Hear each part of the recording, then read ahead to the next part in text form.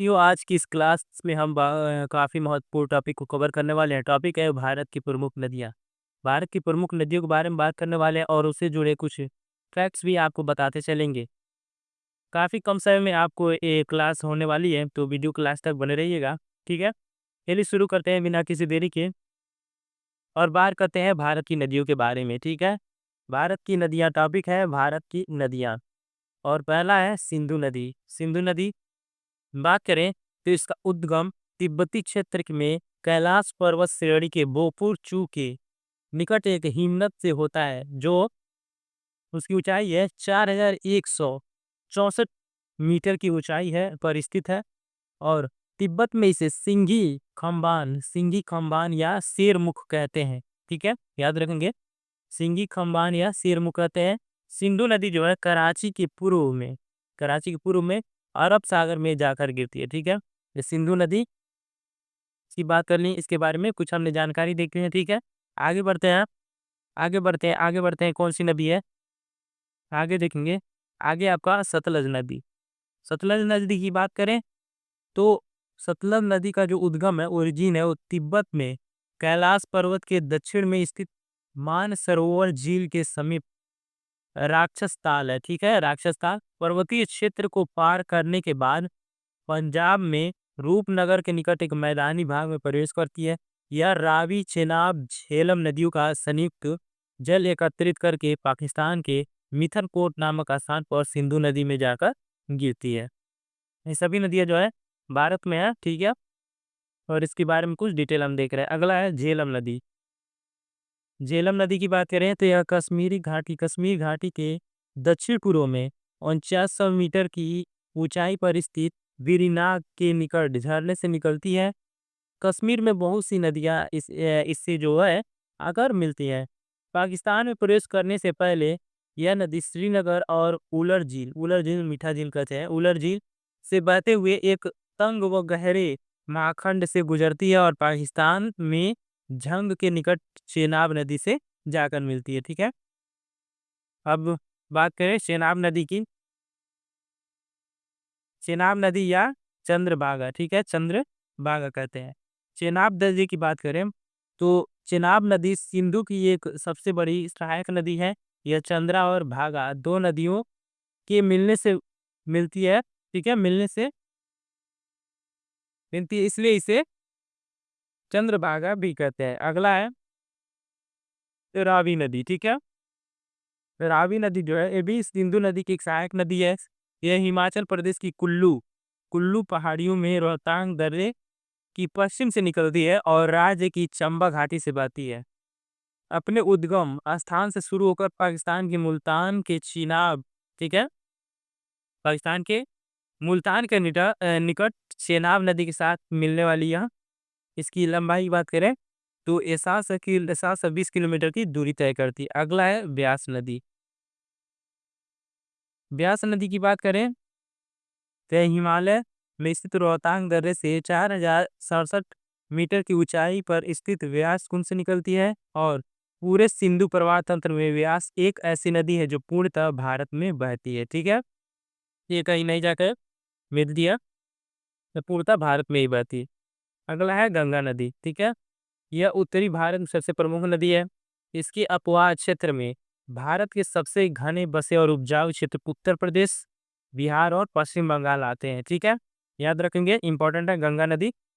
एक कहाँ है, उत्तर प्रदेश, बिहार और झारखंड से आते हैं। ठीक है, अगला है यमुना नदी या जमुना नदी। ठीक है, यमुना नदी की बात करें तो यह सबसे पश्चिमी और सबसे लंबी सहायक नदी, ठीक है, नदी है। इसका उद्गम जो है ओरिजिन है यमुनोत्री हिमनद से है। इसका अधिकांश जल सिंचाई उद्देश्य के लिए पश्चिमी और पूर्वी यमुना नहरों और आगरा नहर से आता है। ठीक है, नहर में आता है। अगला है राम गंगा। यह नदी गैरसैंण निकट गढ़वाल की पहाड़ियों से निकलने वाली अपेक्षाकृत छोटी नदी है। अंत में कन्नौज के निकट यह गंगा में मिल जाती है। अगला है काली नदी। काली नदी, काली गंगा या फिर सादा या सरजू नदी भी ये फेमस है। ठीक है, इस नदी का उद्गम नेपाल के हिमालय से में मिलान हिमनद में है। यह भारत नेपाल सीमा के साथ बहती है, जहाँ काली या चाई कहा जाता है, घाघरा नदी में मिल जाती है। अगला है घाघरा नदी की बात कर लेते हैं। घाघरा नदी जो है पहाड़ी क्षेत्र में करनाली या कोरलिया, ठीक है, कोरियाला और मैदान में घाघरा कहलाती है। शारदा नदी इससे मैदान मिलती है और अंत में छपरा बिहार में यह गंगा नदी विलीन हो जाती है। अगला प्रश्न, अगला जो है टॉपिक है गंडक। यह नदी दो धाराओं काली गंडक और त्रिशूल गंगा से मिलने बनती है। बिहार के चंपारण जिले में यह नदी गंगा में प्रवेश करती है और पटना के निकट सोनपुर में यह जाकर मिल जाती है। अब बात करें कोसी नदी की। यह गंगा की सबसे बड़ी सहायक नदियों में से, याद रखेंगे, सबसे बड़ी सहायक नदियों में से एक है। इसका उद्गम जो है तिब्बत के माउंट एवरेस्ट के उत्तर में है, जहाँ इसकी मुख्य धारा अरुण निकलती है।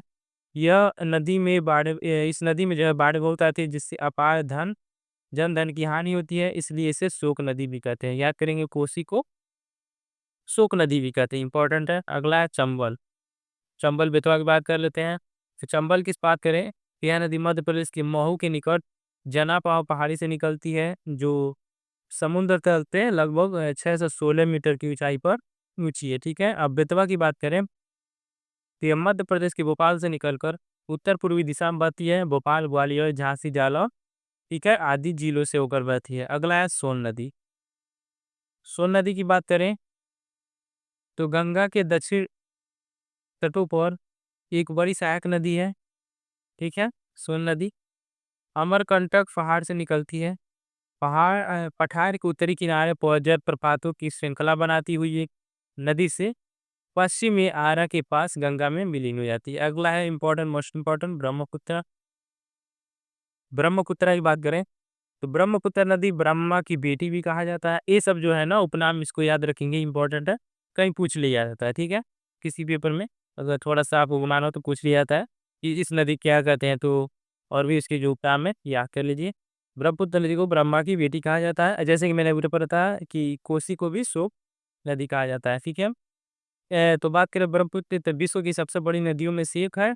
ब्रह्मपुत्र का उद्गम है कैलाश पर्वत में मानसरोवर झील के निकट चिमा चिमायुंगदुंग हिमनस से है। ठीक है, याद करेंगे। अगला है गोदावरी। गोदावरी और महानदी।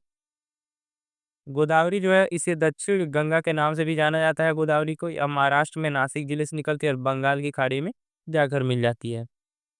अगला है महानदी। ठीक है, महानदी की बात करें तो महानदी छत्तीसगढ़ के रायपुर जिले के सिहावा के निकट से निकलती है और और उड़ीसा में बहती हुई अपना जल बंगाल की खाड़ी में विसर्जित करती है। अगला है कृष्णा नदी। ठीक है, यह पूर्व दिशा में बहने वाली सबसे दूसरी बड़ी प्रायद्वीप नदी है, जो सह्याद्री के महाबलेश्वर से निकलती है। इसका कुल लंबाई जो है 1401 किलोमीटर है। ठीक है, अगला है कावेरी। यह नदी कर्नाटक के कोगाडू जिले से ब्रह्मगिरी पहाड़ियों से निकलती है और मैसूर पहाड़ यह नदी कई जलप्रपात बनाती है, जिनमें शिवा समुद्रम प्रसिद्ध है। अगला है तुंगभद्रा।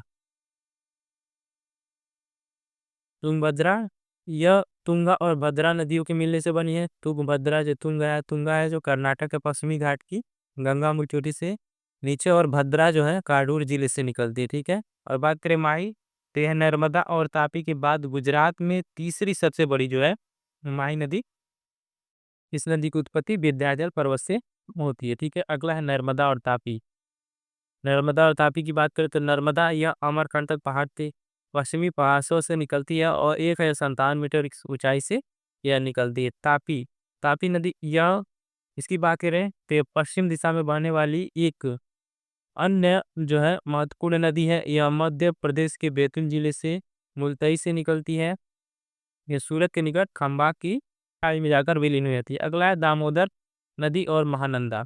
दामोदर की बात करें तो यह छोटा नागपुर पहाड़ के पूर्वी किनारे पर बहती है और ब्रह्मस घाटी से होती हुई हुगली नदी में जाकर गिर जाती है। अगला है महानंदा। यह नदी है गंगा नदी की एक सहायक नदी है, जो दार्जिलिंग पहाड़ियों से निकलती है। यह नदी पश्चिमी बंगाल में गंगा के बाएं तट पर मिलने वाली अंतिम सहायक नदी है। ठीक है, अगला है लूनी। लूनी नदी की बात करें तो लूनी नदी पुष्कर के समीप दो धाराओं सरस्वती और सरस्वती और साबरमती के रूप में उत्पन्न होती है, जो कि गोविंदगढ़ के आसपास में मिल जाती है और तलवाड़ा तक यह पश्चिमी दिशा में बहती है और इसके बाद दक्षिण पश्चिम दिशा में बहती हुई कच्छ के रनों में जाकर मिलती है। अगला है साबरमती। ठीक है, साबरमती की बात करती है नदी, इसका जो उद्गम अरावली की पहाड़ियों से राजस्थान के डूंगरपुर जिले में स्थित है।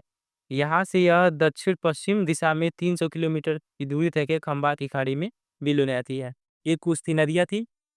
अब इसी में हम आपको कवर करा दे रहे हैं कि जो भारत की नदियाँ हैं और उसके बाद कौन से बने हैं, ठीक है, नदियों पर, और वो किस शहर में बने हैं या किस राज्य में बने, ठीक है, उसको भाई आप देख लीजिए।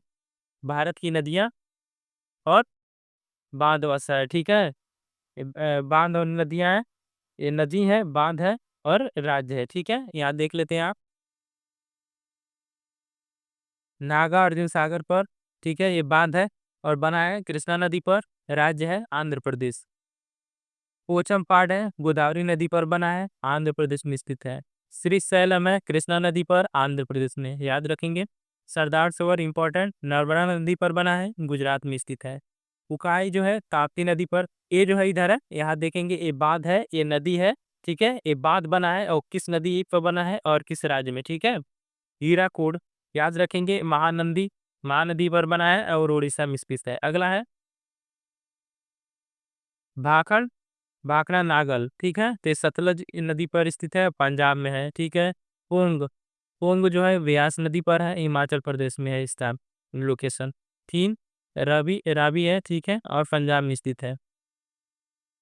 बगलिहार चिनाब नदी पर स्थित है, जम्मू कश्मीर में है, ठीक है। चूटक सुरू नदी पर है और जम्मू कश्मीर में स्थित है। पंचेत दामोदर पर बना हुआ है और झारखंड में स्थित है। मैथन बराकर झारखंड में, ठीक है। अगला बात करें टिहरी, टिहरी बात भागीरथी नदी पर है और स्थान है उत्तराखंड, ठीक है। कोयना जो है, कोयना है महाराष्ट्र में, स्थान इंपॉर्टेंट है। मिट्टूर कावेरी में स्थित है, तमिलनाडु में। कृष्णराज सागर बांध है, ठीक है, बांध कावेरी में, कर्नाटक में स्थित है। अल्लामाटी कृष्णा नदी पर, कर्नाटक में, ठीक है। मुल्ला पेरियार, पेरियार नदी पर है, केरल में स्थित है। गांधी सागर चंबल में, मध्य प्रदेश में स्थित है, ठीक है। अगला है निम्मो बाजगो, सिंध नदी पर है, जम्मू कश्मीर में स्थित है। अगला है कुछ शहर जो इंपॉर्टेंट है, हम देख लेंगे यहाँ। भारत की नदियों पर उसके किनारे और शहर, ठीक है, ये शहर है और नदी है। तो पहला है दिल्ली है, यमुना नदी किनारे। आगरा है, यमुना नदी किनारे। पटना है, गंगा नदी, हरिद्वार गंगा, ठीक है। इलाहाबाद, इलाहाबाद जो है गंगा और जमुना के संगम पर बना है, ठीक है, इंपॉर्टेंट गंगा, ठीक है। बनारस, बनारस या वाराणसी गंगा नदी। गुवाहाटी को ब्रह्मपुत्र, ठीक है, गुवाहाटी है जो ब्रह्मपुत्र, और कानपुर है, ये भी गंगा नदी के किनारे है। तो साथ ही आज आपने इस क्लास में देखा, भारत की प्रमुख नदियों के बारे में हमने बताया, जो बांध है प्रमुख उसके बारे में बताया, किस नदियों पर स्थित है उसके बारे में बताया, और इन नदियों को हमने विस्तृत में आपको समझाया, ठीक है। तो क्लास कैसी लगी कमेंट बॉक्स में ज़रूर बताएं। अगर कोई आपका प्रश्न हो तो कमेंट बॉक्स में ज़रूर बताएं। आज की इस क्लास में इतना ही, तब तक के लिए धन्यवाद। मिलते हैं किसी अन्य महत्वपूर्ण टॉपिक के साथ, तब चैनल से जुड़ जाइए। आज के लिए इतना ही, धन्यवाद, जय हिंद।